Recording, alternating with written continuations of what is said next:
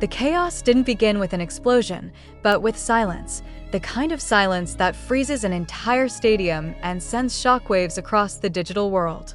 In just 90 seconds, Jin's concert, a night meant to celebrate art, love, and reunion, turned into a cybernetic battlefield that HYBE never saw coming. The question now echoing through millions of minds isn't what happened, but why did it happen? Was it sabotage, a malicious act designed to humiliate the industry giant? Or was it a calculated strategy, a message disguised as a meltdown? The Goyang Sports Complex had been vibrating with energy moments before the blackout. Thousands of fans, some crying, some recording, some simply stunned, watched as every light, every synchronized flicker of ARMY bombs, and every digital feed died at once. It wasn't merely a technical failure, it was an erasure, a moment when technology itself seemed to betray its creators. HYBE's internal network, its strongest line of defense, was hijacked, overridden by an unknown force that bypassed every firewall and backup. Within seconds, chaos took control. The scene was surreal. Jin kept performing in complete darkness, his voice echoing raw and human against the silence of malfunctioning systems. No visuals, no projections, just his words and the trembling chorus of fans who refused to stop singing. And yet, backstage, HYBE executives were facing what some are calling the most catastrophic digital breach in K-pop history. Their security team was locked out. Their servers were in someone else's hands. And a single, cryptic message flashed briefly on the main screen before vanishing into static. You cannot silence the signal. But who was behind it? Was it an external hacker group testing the limits of HYBE's digital empire, or something more strategic, an internal manipulation orchestrated for reasons the public was never meant to know? Speculation spread faster than truth. Some fans pointed to Taehyung's enigmatic post hours before the concert. Tonight, the stars will fall. Was it poetic foreshadowing or an unintentional hint of what was to come? Others recalled RM's chilling one-word tweet after the incident, unforgivable. What terrified HYBE most wasn't just the technical breach, it was the symbolism. In a company built on digital innovation, virtual fan engagement, and global connectivity, the sudden collapse of their network struck at the heart of everything they represent. The internet didn't just die that night, the illusion of control did. For 17 minutes, even the most powerful entertainment company in Korea stood powerless, watching their systems crumble in real time. Cybersecurity experts later described the attack as sophisticated beyond commercial capability, hinting at the use of military-grade encryption and AI-driven interference. But there was no ransom note, no political message, no digital fingerprints left behind.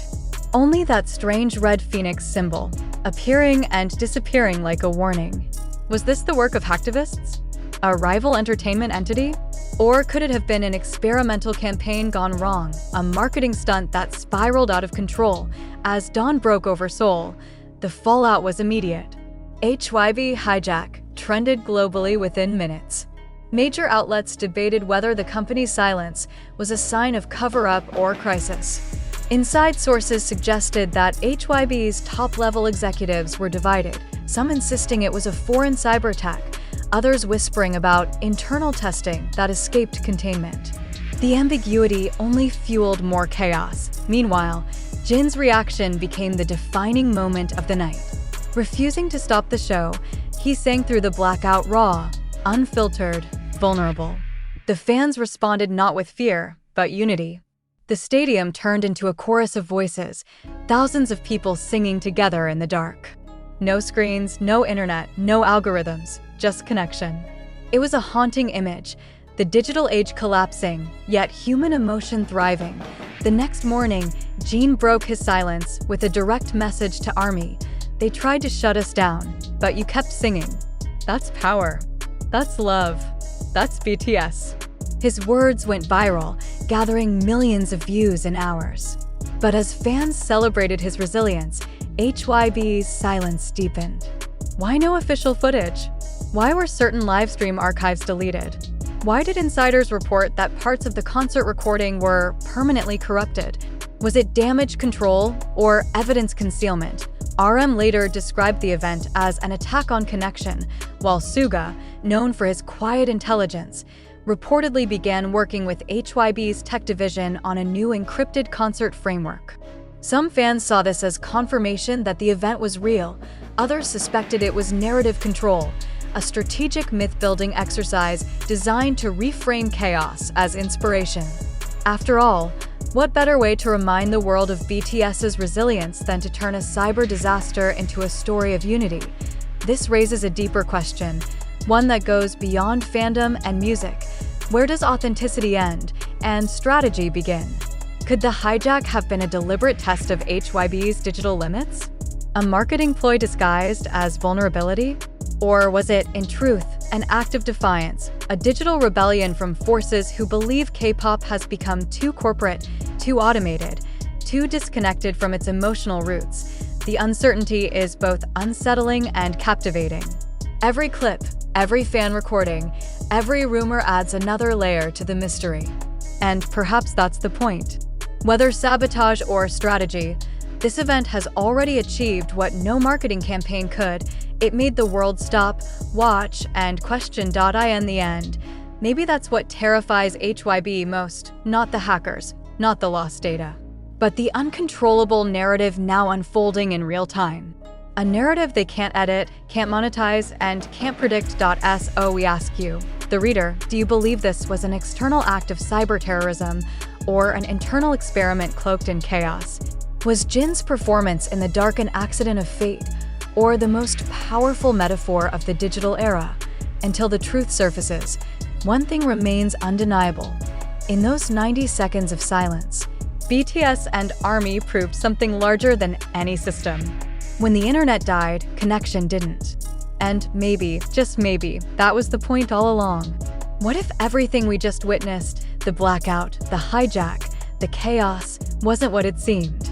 What if the so-called digital coup at Jin's concert was not a random act of cyber terrorism, but something far more orchestrated, far more intentional?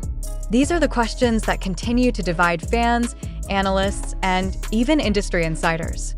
And perhaps the more uncomfortable truth is this: no one really knows what happened that night, and maybe we're not supposed to. As the debate intensifies online, one thing is clear: this incident has exposed more than just a network vulnerability. It has revealed the growing tension between truth and theatricality in the modern entertainment world. Was the blackout an authentic breach of security, or was it a narrative crafted to deepen emotional engagement, to remind the world that BTS's power transcends technology? If the latter is even remotely true, what does that say about the way we consume, believe, and react to the stories fed to us through digital media?